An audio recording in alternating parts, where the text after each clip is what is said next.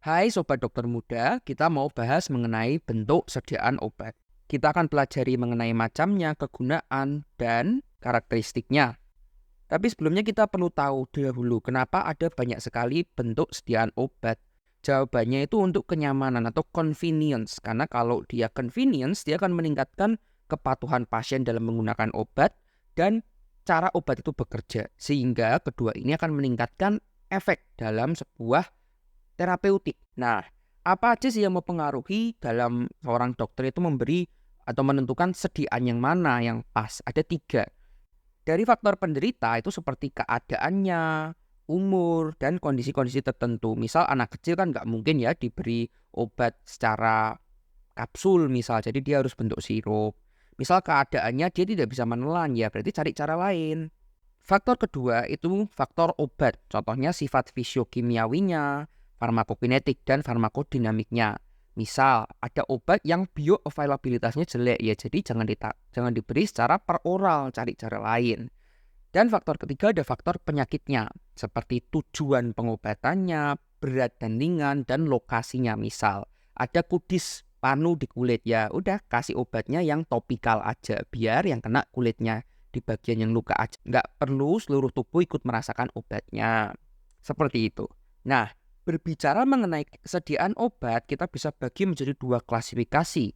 Pertama, berdasarkan bentuk fisiknya, ada 4 macam, yaitu solid atau padatan, semi-solid, dan liquid. Semi-solid itu diantara padat dan liquid. Dan ada bentukan gas, tapi ini beda sendiri, nggak kita bahas kali ini. Kedua, kita bisa bagi berdasarkan cara pemberiannya. Oral, parintral, misalnya dengan injeksi, dan ada pemberian topikal atau di permukaan saja, yang efeknya pun juga lokal. Kita masuk ke bentuk sediaan obat. Pertama kita bahas bentuk sediaan obat yang padat atau solid. Ciri khasnya dia praktis, mudah disimpan, mudah dibuat, dan digunakan. Dosisnya itu akurat maksudnya. Contohnya satu tablet isinya 500 mg ya mau diminum sekali tetap 500 mg kan. Selain itu BSO padat kebanyakan itu oral. Contohnya puyer diminum, tablet diminum, kapsul juga diminum kan. Nah, dan kelemahannya dia butuh waktu buat bekerja. Kenapa? Kan ya butuh waktu dari mulut sampai ke lambung sampai ke usus, nanti butuh diserap baru masuk ke peredaran darah. Berbeda contohnya injeksi. Nah, BSO padat ada beberapa macam. Pertama itu ada bubuk sediaan yang berupa bubuk hasil gerusan. Bubuk ada 2 macam, puyer dan pulveres. Bedanya kalau puyer itu serbuk tidak dibagi, jadi nanti sediaannya dalam satu botol gede. Kenapa? Karena untuk pemakaian berulang. Contohnya itu kayak bedak, ambil sendiri pakai gitu. Berbeda dengan sediaan pulveres, dia itu serbuk dibagi ke kantong-kantong. Jadi nanti misal ada 10 kantong kertas dibuka itu sudah dibagi dengan dosis yang pas. Dia sekali pakai, biasanya ini yang obat buat anak nggak suka karena pahit itu ya. Jadi kalian buka, kemudian taruh di sendok, dilarutkan dengan air, diminum. Nah, karena pahit, muncullah inovasi-inovasi berikutnya. Contohnya itu tablet, sediaan padat dari bubuk yang kemudian digempa atau dipack. Jadi dia mengalami kompresi, akhirnya membentuk sebuah massa kecil. Contohnya ya tablet, lonjong lah, bundar, apapun itu bentuknya. Tapi keywordnya dia digempa. Ada beberapa macam tablet. Pertama itu ada tablet salut.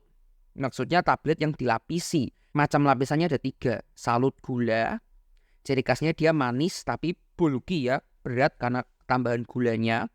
Ada juga tablet salut film atau tablet salut selaput. Film atau selaput di sini fungsinya agar tablet itu lebih mudah pecah saat terkena air atau bergerak sehingga memudahkan absorpsinya. Ada juga tablet salut enterik. Enterik ini maksudnya dilapisi polimer yang tahan asam. Enterik itu dari kata lambung, agar obatnya nggak pecah saat di lambung, tapi saat netral di usus halus, di mana dia bisa langsung diserap. Nggak ada yang ibaratnya pecah dulu di lambung dan nggak aktif kan. Kemudian ada tablet multiple. Maksudnya multiple ini bukan tabletnya banyak, tapi satu tablet isinya banyak. Ada 2 macam, tablet multiple berlapis dan tablet multiple press coated. Bedanya kalau berlapis itu ada lapisan A, lapisan B.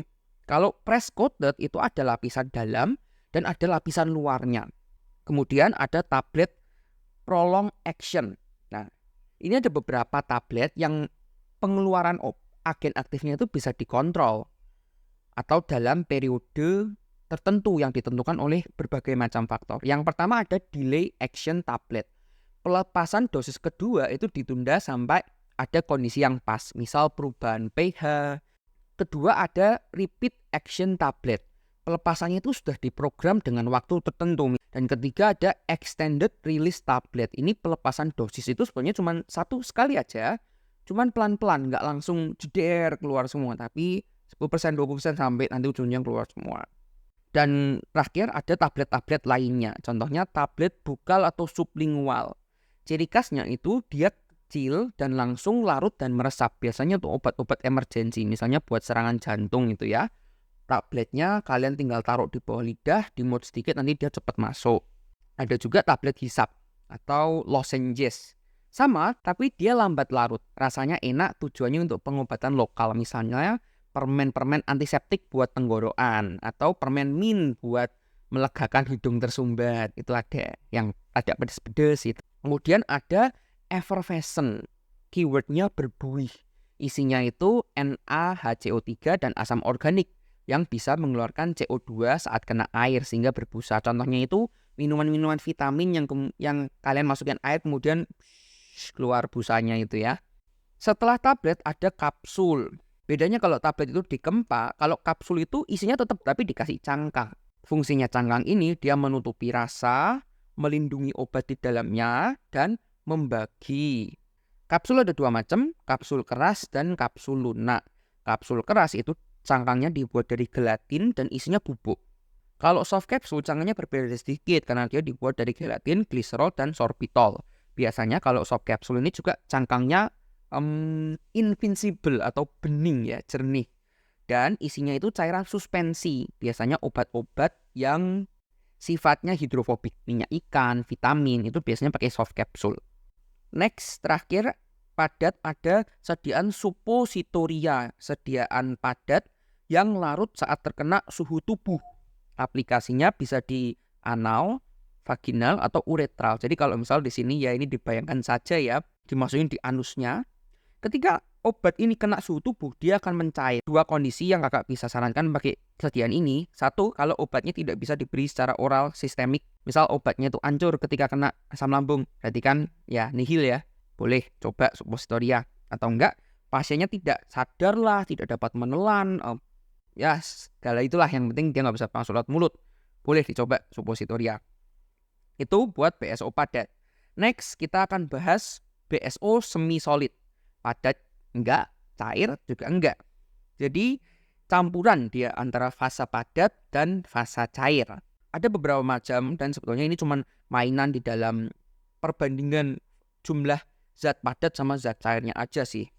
Ciri khasnya dia cenderung topikal, dosisnya tidak akurat, sama ada resiko buat tengi. Pertama kita bahas yaitu gel atau jelly. Mayoritas isinya itu air sehingga bentuknya jernih, maksudnya itu bening. Kemudian karena kebanyakan air dia cepat menyerap dan dia tidak melindungi jaringan. Jadi dia mudah masuk, dia nggak bisa membentuk barrier. Dia memberi efek dingin pada kulit. Oh ya, kalian juga perlu ketahui gel ini karena banyak airnya sehingga dia menggunakan banyak sekali surfaktan ya, resiko alergi, iritasi. Dan ada beberapa macam gel. Pertama ada hidrogel, itu pelarutnya air. Kedua ada organogel, itu pelarut organik. Ada serogel, pelarutnya dikit, bentuknya itu lebih padat konsentrasinya. Dan emulgel atau kombinasi gel dalam emulsi ya. Ini diindikasikan buat obat-obat yang hidrofobik. Kedua, ada krim atau nama kerennya Cremores. Kita bisa bilang krim ini nomor 2 dalam kandungan airnya ya. Jadi dia di bawah jelly. Tapi masih lebih banyak daripada yang lainnya. Kandungan airnya itu tidak kurang dari 60%.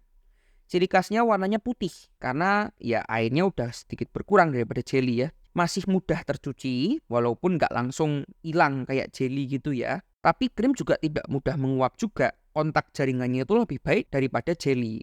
Macam-macam krim ada 2. minyak dalam air dan air dalam minyak. Maksudnya minyak dalam air itu ada molekul minyak yang terlarut dalam air. Banyakkan airnya, terserapnya lebih baik. Ada juga variasi air dalam minyak. Maksudnya itu ada titik-titik air dalam pelarut minyak. Banyak minyaknya dan sifatnya itu membentuk barrier atau kontak di kulit yang melindungi dengan baik. Di bawahnya krim ada salep dalam hal kandungan air, karena ini kandungannya lebih sedikit lagi. Nama kerennya unguentum atau unguenta. Bahasa Inggrisnya ointment. Karena kadar airnya itu lebih berkurang lagi, warnanya itu menjadi lebih pekat dan dia lebih lengket. Dia sulit dicuci, nah jadi ini cocok ya buat pelindung kulit ya. Kontak dengan jaringannya paling baik kalau kita bandingin dengan jelly dan krim. Dan terakhir ada yang disebut pasta, paste. Dia itu sediaan yang kental dan keras. Atau beberapa literatur itu bilangnya dia massa lembek. Dia airnya paling sedikit dan bahan padatnya itu paling banyak. Jadi mayoritas serbo itu bisa sampai setengahnya sendiri. Dia tidak mudah meleleh dan mengabsorpsinya tuh baik. Dia bisa menyerap. Bukan dia yang diserap ya, tapi dia bisa menyerap dengan baik. Oleh karena itu kegunaannya biasa untuk luka yang mengeluarkan eksudat atau mengeluarkan cairan, mengatasi rasa gatal juga, atau luka yang terbuka. Contohnya itu seperti pasta zinc oksida dan as simple as pasta gigi. Itu buat BSO semi solid dan sekarang kita mau bahas mengenai BSO cair. Membahas mengenai cairan ada 3 macam. Pertama itu larutan, maksudnya antara pelarut dan terlarut itu secara homogen menjadi satu. Ada yang terlarut sebagian, ada emulsi, ada suspensi, nanti kita bahas. Dan ada cairan yang enggak terlarut. Oh ya, BSO cair ini juga cara pemberiannya yang paling banyak variasinya ya. Ada obat yang bisa diminum, ada nanti yang sampai diinjeksikan. Pertama, injeksi. Injeksi ini sediaannya khusus karena dia harus steril. Langsung masuk ke pembuluh darah, nggak boleh ada kontaminannya. Dan pemberiannya biasa parentral. Bisa injeksi subkutis, intramuskular, intravena, dan lain-lain. Dan karena dia pemberiannya injeksi, dia biasanya untuk emergensi, obat-obat emergensi, kemudian vaksin juga bisa pakai injeksi. Nah, sediaannya ada 2 macam, vial dan ada ampul. Sama sih, dia bentuknya kaca, isinya cairan. Tapi bedanya kalau vial itu ada seperti klep dari karetnya. Dia bisa berkali-kali pakai ambilnya. Berbeda dengan ampul. Ampul itu sekali pakai, kemudian kita pecah di bagian lehernya, plek. Kemudian sekali pakai, sekali sedot harus habis. Kemudian ada ini yang umum banget, cara oral atau diminum. Ada beberapa variasi. Pertama, yang paling disukai oleh anak-anak itu ada sirup. Definisinya obat yang dilarutkan dengan pelarut gula. Biasanya pakai sakarosa 64-66%. Fungsinya pasti buat menyamarkan rasa obat, ya separuhnya kayak minum gula sih. Dan membantu penerimaan pasien. Kedua, emulsi. Definisinya itu cairan berisi bahan cair yang terdispersi. Emulsi itu ada agen aktif, pelarut, dan emulgatornya. Digunakan ketika bahan aktifnya itu hidrofobik yang cair. Saudaranya emulsi itu ada suspensi, cairan yang berisi partikel padat yang tidak larut. Kita bisa pakai suspensi bila bahan aktifnya tidak larut, atau 2, bahan aktifnya itu mudah terdegradasi bila dilarutkan. Hanya dibuat menjadi suspensi. Ketiga, ada eliksir. Eliksir itu obat yang dilarutkan dalam hidroalkohol atau etanol. Ini sebenarnya hampir mirip sama sirup sih, cuman bedanya kalau sirup itu dalam gula, kalau eliksir dalam alkohol ya. Eliksir kita bisa gunakan ketika agen aktifnya itu sulit banget dilarutkan, makanya kita pakai pelarut alkohol. Kemudian dia tidak semanis sirup karena sirup basically mayoritas gula, dan karena dia berisi alkohol jadi ya mudah menguap. Dan ya karena ini alkohol. Kontraindikasi bila diberikan pada anak dan bila pasiennya itu ada gangguan pada liver. Karena liver itu tempat buat memetabolismekan alkohol. Dan pastinya ada banyak sekali gangguan-gangguan lainnya, kalian bisa cek sendiri ya. Selain dari cara oral, ada cara topikal atau pada permukaan. Pertama itu ada variasi gutate atau artinya diteteskan. Nah, variasi obat tetes itu ada banyak sekali, contohnya obat tetes hidung atau nasal, obat tetes pada mata, oftalmik, obat tetes pada mulut atau oral, dan obat tetes pada telinga, auricularis. Kemudian ada gargarisma. Gargarisma itu artinya obat kumur kemudian dibuang kembali.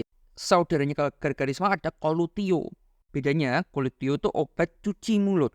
Biasa kalau kumur itu kan sampai belakang dan dikeluarkan. Kalau kolutio hanya obat cuci mulut. Ini kalau di dalam rongga mulut. Kalau di luar gimana? Ada namanya irigasi atau obat cuci pada luar. Dan variasi terakhir pada rektal kita sebutnya sediaan enema. Jadi bayangkan ada sebuah tube kita masukkan ke anal, kemudian sediaannya itu kita pencet keluar. Ya contohnya itu kalian bisa banyak temui di obat-obat sembelit ya, dimasukkan ke anus kemudian dipencet. Bedanya kalau ini enema itu sediaannya sudah cair. Tadi ada juga ya sediaan padat namanya suppositoria. Itu sediaannya padat kemudian akan larut ketika kena suhu tubuh. Kalau enema itu dia sudah cair. Oke, segini dulu buat recap. Tadi ada 3 bentuk sediaan yang kita bahas, padat, semi solid, dan cair. Semangat belajarnya.